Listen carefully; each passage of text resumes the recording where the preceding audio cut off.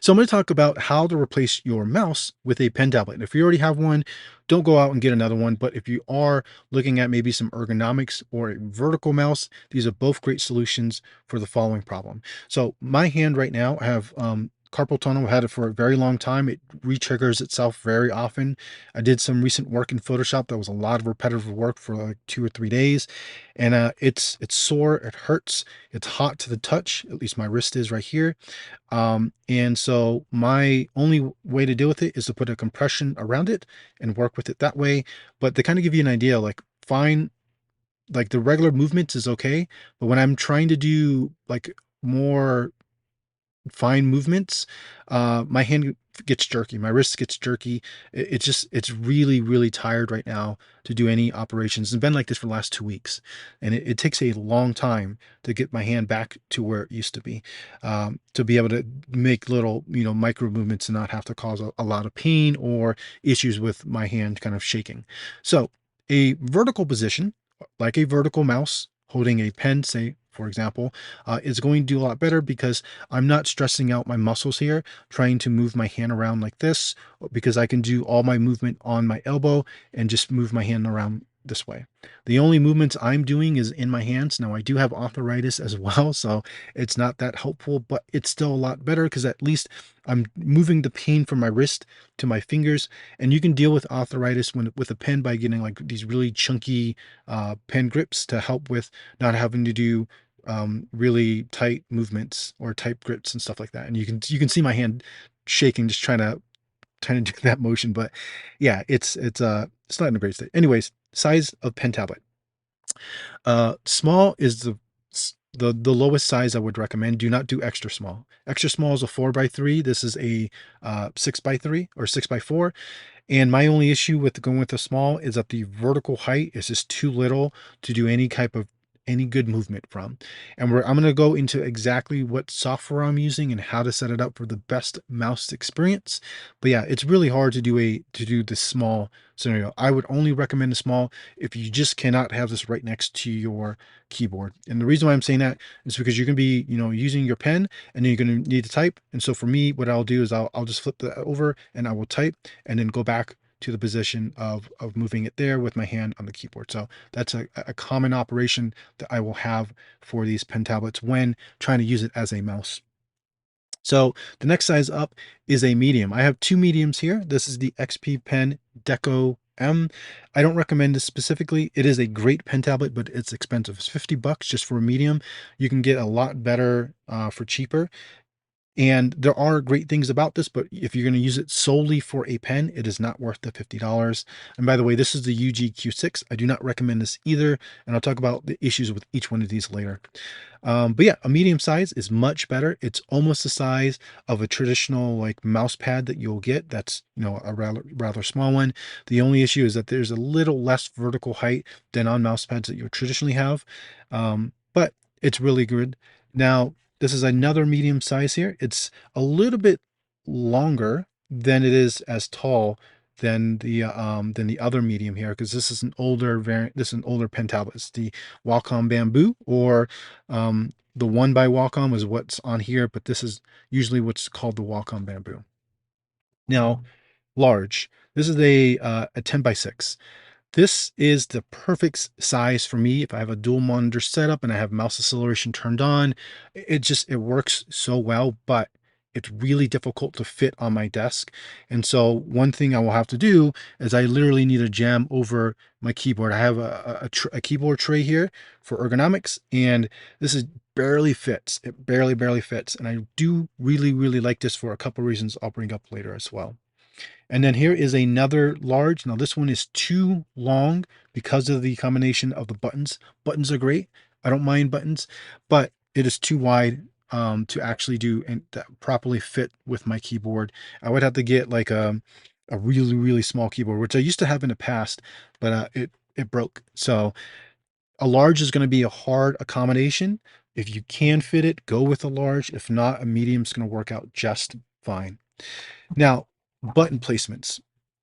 Going back to the beginning here, you want the button placements on the sides. And the reason why I say that, if it's on the top, you're going to have to do some dual combos, and it's just too much. Going from your keyboard all the way to the top of your pen tablet, it's too much. And if you orient them to the bottom, it's a lot easier to go, to make that movement.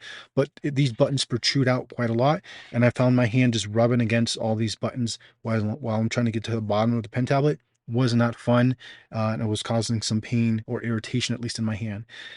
So buttons on the left side, like this here, nice and compact. You have 8 buttons here. I really, really like the Deco M for its compact design. Okay, now the other thing is the taper of the edges. You may not think about this, but because this is replacing your mouse, you can be using so much throughout the day. You'll be flying across all around this stuff.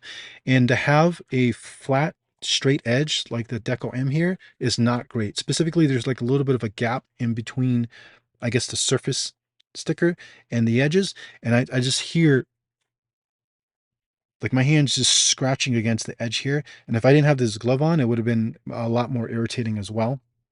So it would be nice to have a taper if you can have that.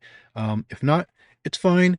The Wacom one I showed here is tapered on all sides. It's nice and thin at the edges, which I really like because it's nice to feel the fall off as you're getting to the edges. It's also a bit of a dimple or a dip where the actual recesses are. So I know exactly when my pen is going to stop registering. And overall, I just really, really like this design, even though it doesn't have any buttons. Now, another one I want to show here is the Deco Fun, because this does have the same kind of thing where there's no buttons. And it's generally okay. I'm not quite sure why this works so much more better than the Deco M, as it's a fairly similar design. But because this is so big, probably that this is the large, that I never need to worry about getting down to the bottom here because I have so much room to work with. It also has a nice little taper. So it goes from thin to thicker, which is going to be useful because when you have these larger pen tablets, you're going to want it elevated ever so much, so you're not putting so much strain on your shoulder trying to reach up to get all that. Okay, so that's that. The last thing I will mention are the textures of your pen tablet. I prefer, when drawing, to have as much texture and grip and resistance as possible, but when you're using this as a mouse, it gets really fatiguing very, very fast. So the Deco M has really nice texture, and it's great for drawing. As I was trying to use this for a mouse, it was getting very tiring to constantly drag the pen around because of the resistance of the texture in the pen. So I don't recommend that. You'd probably want something a little more slipperier. The Deco Fun here has a really smooth texture.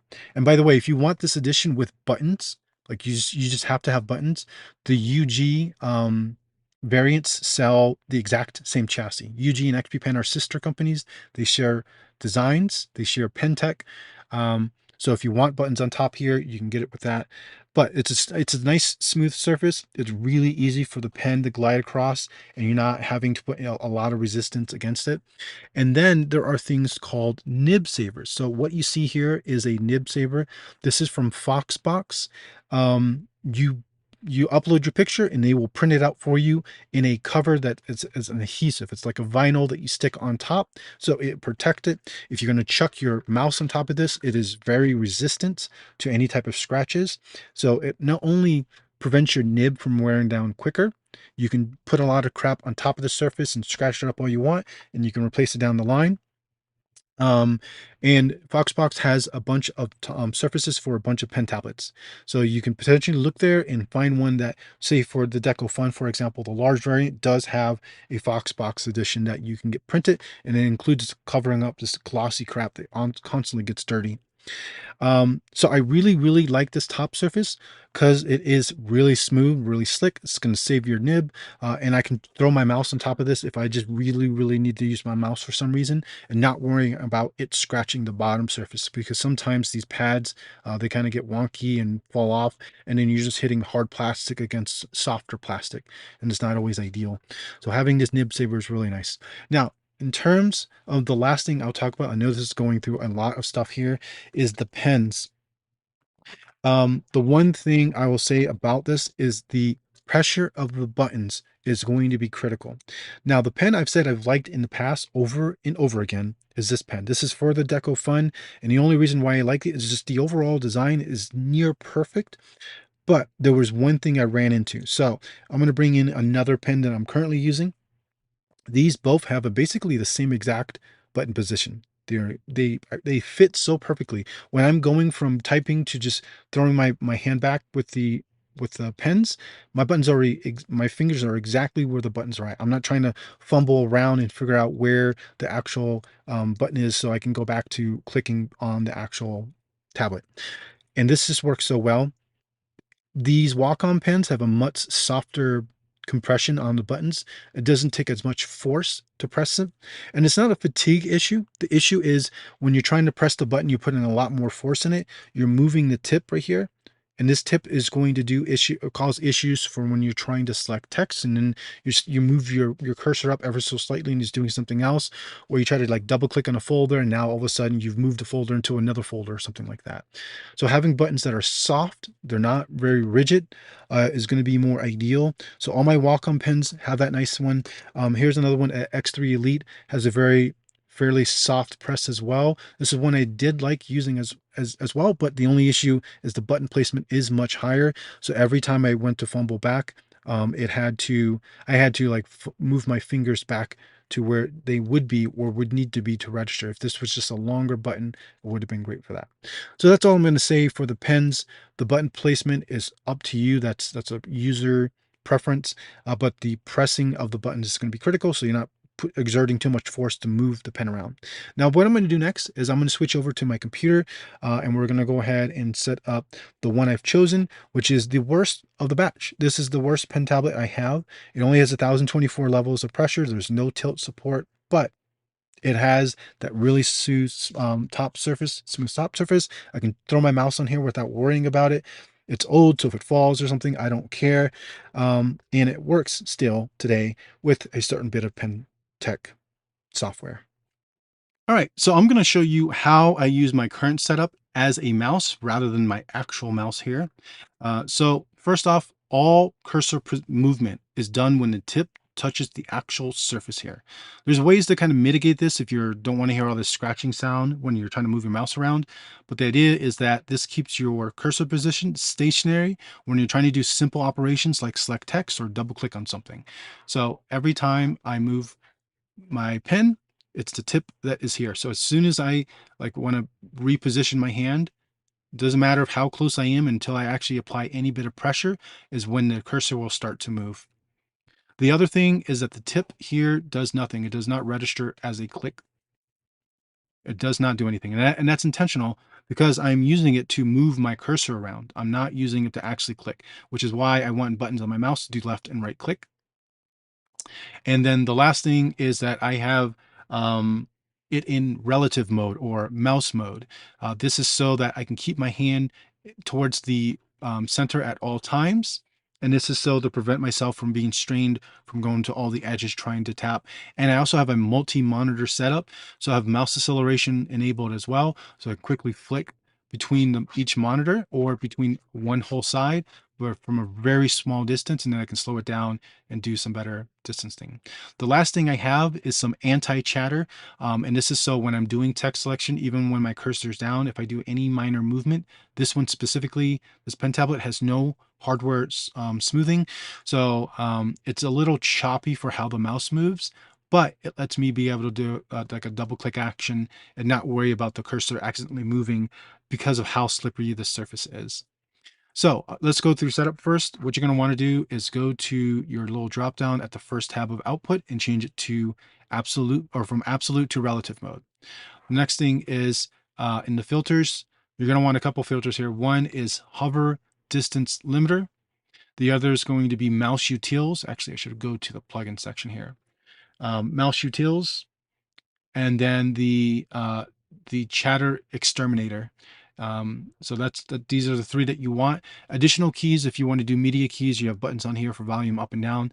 This additional keys does not work on Mac OS and includes, it actually crashes your application here. So in terms of the setup for the actual pen itself, I disabled the tip by just going to the editor and hitting clear, and then I assign the left and right buttons to the buttons here based off button 1 and button 2 bindings. Then in filters, what I have for the limiter is I turn this on checkbox, and then I set the minimum pressure to 1.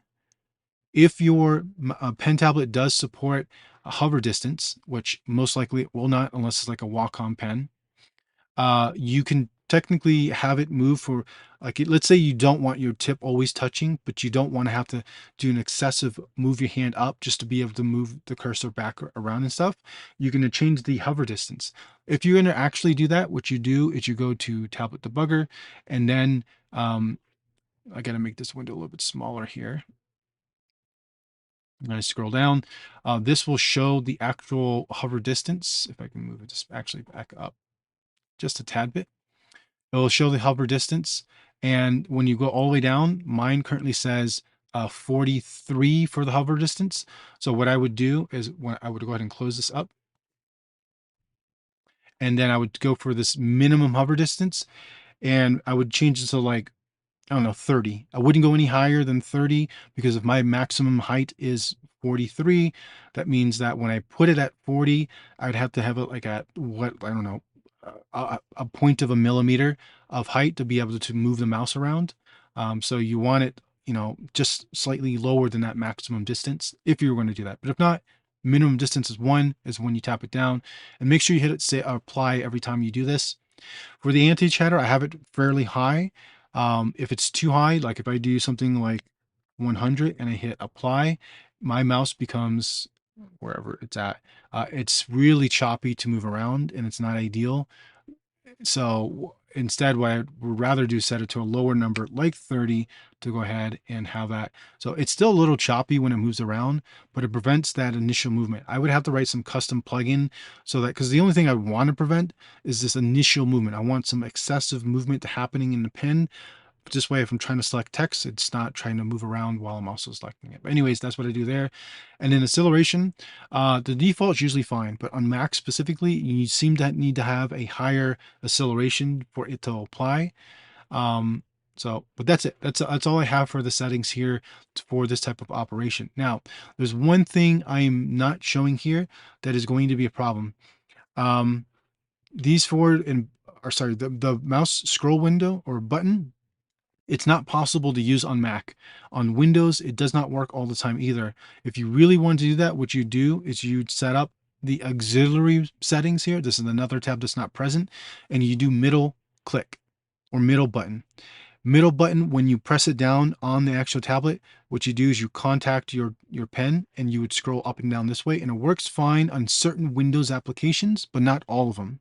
In text editors, it would do like multi-column select or something like that.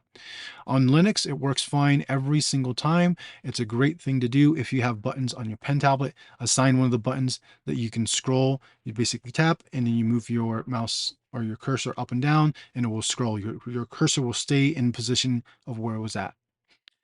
If you cannot do that, you don't have buttons or you're on Windows or you're on Mac and you want to be able to still scroll, what I do is I use the arrow keys, and then I also use the page up or spacebar and shift spacebar. So when I'm text editing, I will exclusively use page up and page down or the arrow keys to navigate around, or I'll just I'll use my cursor and go over to the scroll bar and click the scroll bar and go down, that type of thing. Really basic operations. But that's like one critical thing. For these buttons here, this is the forward and back buttons on the mouse settings for the auxiliary. I'll show you what that would kind of look like. So when you go to assign your mouse bindings, there is forward and backward. That's what these side buttons are here for. So if I go ahead and just close this out, you can assign it to that as well. Now, if you are going to assign the middle button to one of these buttons instead of the right click, one issue that I've run into is that normally you can still right click by holding like Control or Alt and tapping or clicking the button. These are emulated buttons. They do not work with optional or modifier buttons. So any Shift, Control, Alt, Option, Super, whatever, none of them seem to work with clicking on any platform, whether it be Windows, Linux, or Mac. Another issue I've had is sometimes you like double click to select text. This does not work on Mac, does not work on Windows all the time, and it does not work on Linux all the time either. It depends on the application of what will register for a double click. So if you're going to double click to select some text, that does not work. that's it. That's all I wanted to show. So if you are someone that really wants to try this out and you do try it out, please let me know. I'll be interested. But for right now, all I'll be using is my pen tablet and a pen to do all my mousing operations.